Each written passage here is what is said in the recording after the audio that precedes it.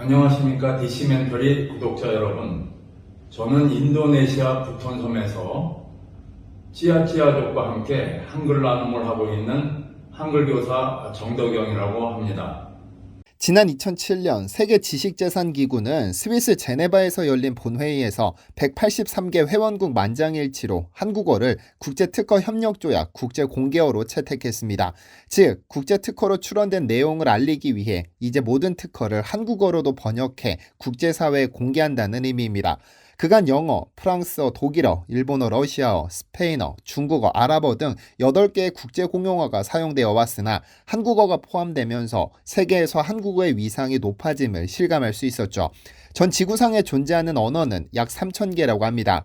다만 언어는 있지만 이를 표기할 문자가 없어 자신들의 역사를 기록할 수 없는 부족이 대다수라고 알려졌습니다. 이에 유엔은 이들에게 한글을 보급하기로 결정했습니다. 전 세계 모든 소리를 가장 비슷하게 표현할 수 있는 것으로 알려진 한글의 우수성을 알아본 것이죠. 즉, 언어는 있지만 이를 표현할 글자가 없는 부족들을 중심으로 한글 보급을 시작했는데 그중 첫 번째 사례가 바로 인도네시아의 찌아찌아족입니다. 2010년 한국에서 한글 교사가 파견된 후 벌써 12년이 지났습니다. 그런데 12년이 지난 지금 현재 역사상 최초로 한글을 수출한 찌아찌아족에는 단 한 명의 한글 교사만 남아 있습니다. 그리고 10월 9일 한글날을 맞아 저는 10년째 홀로 남아 외로이 한글을 전파하는 그분과의 인터뷰를 오늘 영상에 담았습니다.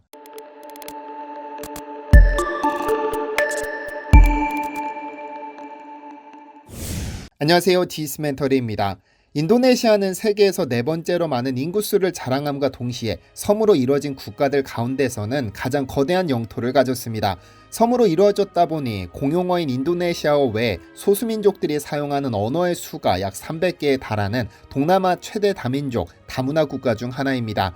2009년부터 한글 보급 대상으로 선정된 찌아찌아족은 약 6만 명에 이르고 찌아찌아어를 사용하는 인구가 8만 명입니다. 그러나 이들에게 언어는 있지만 이 언어를 표현할 글자가 마땅치 않았는데요. 원래 라틴어를 사용했으나 입에서 나오는 소리를 기록하는 것에 한계를 느꼈습니다. 이 사실을 알게 된 한국의 훈민정음학회는 2009년 인도네시아 부톤섬의 바오바오시를 찾아가 한글을 표기 언어로 사용해 보라고 건의했고 바오바오시가 이를 받아들이면서 한글 보급이 시작됐는데요. 사실 2010년부터 한글 교사가 파견된 후 약 12년이 지났지만 각 언론마다 전하는 보도가 달랐습니다. 일부 언론은 한글 교육이 흐지부지되고 있다는 부정적인 평가를 내리기도 했고 원래 정서법상 한글과도 맞지 않았다는 회의론을 내놓기도 했습니다. 그러나 한 언론이 2019년 현지에 기자를 보내 확인한 결과 찌아찌아족 초등학생 1,000명이 찌아찌아어를 한글 교재로 배웠다고 대답했고 2018년부터는 다른 도시에서도 한글 수업이 이뤄지는 등 현지에서 평가는 꽤 좋았다는 보도를 내기도 했는데요. 그런데 처음부터 순탄했던 것은 아닙니다. 이렇게 한글로 다른 민족의 역사를 기록하고 남긴다는 것이 한국인들의 입장에서는 상당히 자랑스러운 일이지만 인도네시아 정부의 입장에서는 이를 상당히 거북해했습니다. 왜냐하면 인도네시아의 중앙정부 언어 정책과 정면으로 위배되기 때문입니다. 인도네시아 정부 일각에서 공식 문자인 로만 라틴 외에 또 다른 문자 체계를 채택하는 것은 위법이라고 주장했고 자칫 이는 외교 갈등으로 비화될 소지가 다분했었죠. 과격한 일부에서는 이를 제국주의적인 문화 침탈로 보고 강하게 반대하는 목소리도 있었습니다. 이런 위기에도 결국 찌아찌아족은 한글을 받아들여 자신들의 언어를 한글로 표기하고 있죠. 사실 이렇게 인도네시아의 아주 작은 섬에서 한글을 보급하고 있지만 이는 서양인들에게는 충격적으로 받아들여졌습니다. 그간 베트남, 말레이시아 등의 라틴 알파벳을 활용해 자국어를 변용해 사용해 오기는 했으나 비라틴 알파벳이 보급되고 있다는 사실이 놀라웠던 것이죠. 그렇다면 한글의 어떤 점이 외국의 언어를 한글로 표기하는 기적 같은 일을 이끌어낸 것일까요? 우선 한글이 가진 방대한 무궁무진한 확장성 때문입니다. 왜 한글이 채택되었는지를 보면 알 수 있는 사실이죠. 찌아찌아족은 원래 아랍 문자를 변형한 자위 문자와 라틴 문자를 사용해 글자를 표기했었습니다. 그러나 라틴 문자는 찌아찌아어에 존재하는 모든 소리를 기록하기에는 한계가 존재했습니다. 가령 라틴어는 파를 비롯해 피읍 발음을 표기할 수 없습니다. 소리는 존재하지만 이를 쓸 수 있는 문자가 없다면 이는 심각한 문제입니다. 왜냐하면 자신들의 입으로 전해져 내려오는 역사와 신화, 문화, 지식 등을 기록으로 남겨 남겨두어야 후손에게 전달될 수 있는데 이 언어를 제대로 기록할 수 없으니까요. 소리는 있지만 이를 나타낼 문자가 없다는 것은 심각한 문제지만 한글은 이를 완벽히 극복해냅니다.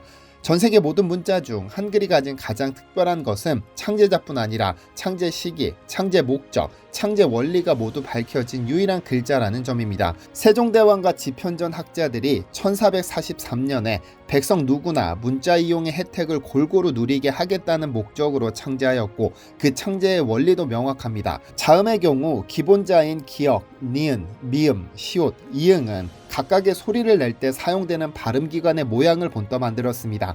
기역은 뒤혀가 목구멍을 막는 모양을, 니은은 앞혀가 윗잇몸을 막는 모양을, 미음은 입을, 시옷은 이를, 이응은 목구멍을 본뜬 것입니다. 소리문자에 상형의 원리를 도입해서 글자만 보아도 소리를 짐작할 수 있게 만든 것이죠. 이 기본 글자에서 파생시켜가며 추가적으로 자음을 만들었는데요. 가령 기역을 뒤집어 니은으로, 니은의 기역을 얹어 미음으로, 니은의 획을 그어 디귿으로, 디귿의 획을 그어 티읕을 만든 것이죠. 모음 역시 창제의 기준이 명확했습니다. 천지인, 즉 하늘, 땅, 사람을 기준으로 모양을 본떠 창제했습니다. 가령 은은 땅의 평평한 모양을 본떠 바닥에 눕혔고, 이는 사람이 서 있는 모양을 본떠 수직으로 세웠고, 하늘은 공중에 띄울 수 없기 때문에 점으로 만들었습니다. 따라서 사람과 하늘이 만나 아도 되고 어도 되는 것이며, 땅과 하늘이 만나면 오도 되고 우도 됩니다. 이 세 가지 기본 형태를 조합해 와, 워, 위, 의 등이 만들어지는 것이고, 이를 좀 더 복잡하게 조합해 에, 야, 여, 왜, 유가 만들어지는 것입니다. 누구나 이 원리를 알면 세종대왕이 강조했던 것처럼 어리석은 이도 한나절이면 한글을 모두 배울 수 있는 겁니다. 그렇다면 문자 중 전 세계에서 가장 많이 사용되는 로마자와 한자는 어떨까요? 이 두 개의 문자는 약 3000여 년이라는 긴 시간을 거치며 완성됐습니다. 한자의 경우 사물의 모양을 보고 글자로 만든 상형 문자이기 때문에 새로운 물건이 등장하면 이를 표현할 글자가 새로이 등장합니다. 완성도가 부족하죠. 인류가 멸망할 때까지 새로운 글자는 끊임없이 등장할 겁니다. 로마자 역시 완성도가 부족한 것은 동일합니다. 문자와 소리가 따로 놉니다. 가령 KNOW는 큰 O라고 읽는 것이 아니라 노우라고 읽어야 합니다. 왜냐하면 발음기호상 K는 묵음이기 때문에 글자를 있는 그대로 읽었다가는 낭패를 당합니다. 즉 아버지를 아버지라 부르지 못하듯 K를 크라고 읽지 못합니다. 문자와 소리가 별도로 존재하니까요. 반면 한글은 다릅니다. 글자 그대로 글자의 역할을 하면서 발음기호의 역할을 하기 때문에 있는 그대로 읽어주면 됩니다. 글자를 글지라고 읽거나 그자라고 읽지도 않죠. 어쨌든 자음과 모음이 완벽히 분리된 한글은 초성 19자, 중성 21자, 종성 28자를 모두 조합해 만들 수 있는 글자, 즉 소리가 11,172개입니다. 따라서 새로운 문자를 만들어낼 필요도 없이 이 조합만으로 세상에 존재하는 거의 대부분의 소리를 최대한 비슷하게 표현하는 것이 가능합니다. 괜히 찌아찌아족에서 한글로 자신들의 언어를 표현하도록 권장된 것이 아닙니다. 그런데 찌아찌아족의 한글이 보급된 지 벌써 12년째가 지난 지금 현지에서는 어떤 일이 벌어지고 있을까요? 한글을 외국에 수출했다는 자부심을 갖게 해주었던 찌아찌아족에는 여전히 한글 교육이 진행되고 있을까요? 지난 6월경 저는 우연히 한 기사를 통해 부톤섬 현지에 한글 교사는 딱 한 명 남아있다는 내용과 함께 부톤섬에서 12년째 홀로 외로이 한글을 가르치고 있다는 소식을 들었습니다. 그래서 한글날을 맞아 그분의 이야기를 다루기로 하고 다양한 루트를 통해 정덕영 선생님과 연락을 취해 인터뷰를 진행했습니다. 선생님은 현지에 계시고 저는 한국에 있는 관계로 영상으로 인터뷰를 진행했지만 너무 존경스러운 마음에 한글날을 기념해 그분을 담아보기로 했습니다. 현지 사정상 직접 영상을 찍어보내기 어려운 점이 있어 서면으로 대부분 보내주셨기에 글로 대신하는 점 미리 말씀드립니다.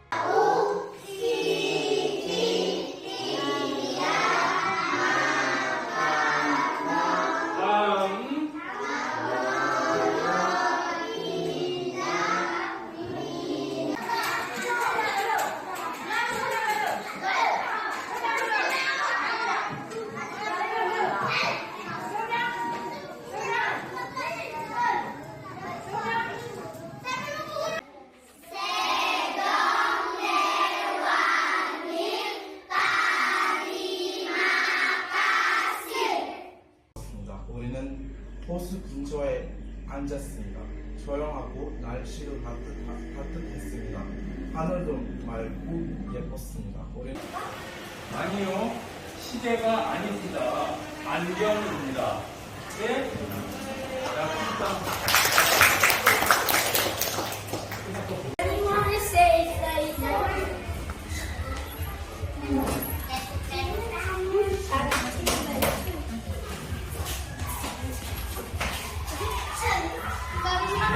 한글 보급 12년이 지났지만 한국으로부터의 관심이나 후원이 예전만큼 활발하지 않은 것은 사실입니다. 이에 저는 너무 안타까운 마음에 도움이 될 수 있는 방법을 알려달라고 요청드렸음에도 선생님은 하지 않는 것이 좋겠다며 거절하셨습니다. 아마 자신이 하시는 일이 다른 시선으로 비칠까 걱정하셨던 것 같습니다. 그래서 저는 선생님의 뜻을 존중해 기부나 후원을 요청하는 방식으로 도움을 드리지는 못합니다. 다만 한국찌아찌아 문화교류협회 홈페이지가 있으니 정덕영 선생님과 협회가 어떤 일을 해오고 계신지 두루두루 살펴보시고 응원의 말씀 한마디씩 남겨드리는 것은 어떨까요? 찌아찌아족 아이들과 함께 호흡하며 살아가는 선량한 이웃이 되고 싶다던 선생님, 오래오래 건강하고 행복하셨으면 좋겠습니다. 존경합니다. 디시멘터리에서는 여러분의 제보를 기다립니다. 제 채널에서 다뤘으면 좋겠는 뉴스 또는 널리 알려졌으면 하는 영상은 디시멘터리 네이버.com으로 보내주시면 소중히 제작하겠습니다. 시청해주셔서 감사합니다.